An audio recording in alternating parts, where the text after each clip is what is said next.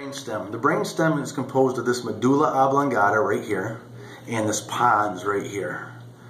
So you can see that this number 39, which is actually showing the decussation of the pyramids, is part of the medulla. That 38 is part of the medulla. That's the olives, but it's part of the medulla. So that's the olives. That's the pyramids. That's all medulla right here. And then the pons up here, you can see number 36. So the medulla and the pons is part of the brainstem.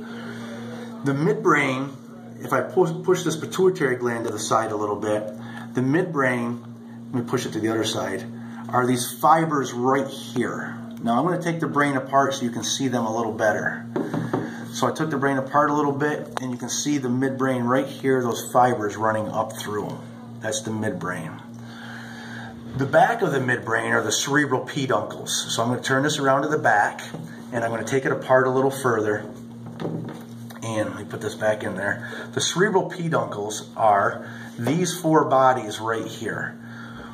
1, 2, 3, 4.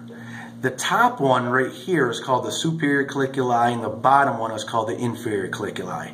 And over here, likewise, that's the superior colliculi and that's the inferior colliculi. Together, they make the corpora quadrigemina.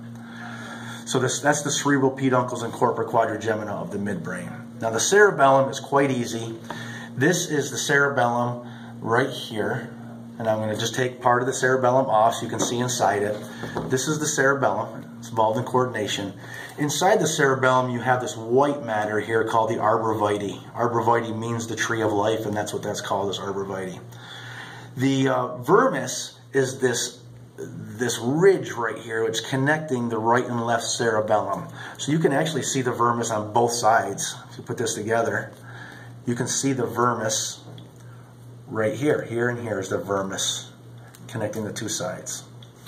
And then the cerebellar peduncles. You got to be careful because they're not cerebral peduncles, they're cerebellar peduncles.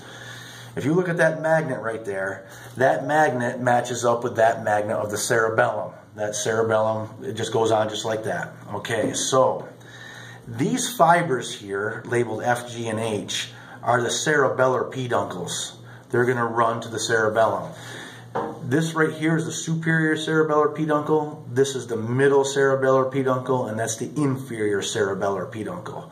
Don't confuse cerebellar peduncle with this number 33 right here, which is cerebral peduncle. So cerebral peduncle versus cerebellar peduncles. Okay, probably the hardest part of the brain, we'll do it in this part first, is the diencephalon. The diencephalon is composed of the epithalamus, thalamus, and hypothalamus. The epithalamus is made up of this right here called the pineal gland, and that white slash you see there called the habenula. The thalamus is made up of all of this tissue around that dot, or number 22 that you see there. Now that 22 that you see there is called the interthalamic adhesion. It's part of the thalamus. And all this tissue around that is the thalamus as well. And then the hypothalamus is this down in here, below the thalamus. So hypothalamus, thalamus with the interthalamic adhesion, and epithalamus containing pineal gland and habenula. Now hanging off the hypothalamus is an infundibulum and a pituitary gland. The infundibulum is that stalk. The pituitary gland is that gland right there, number 25.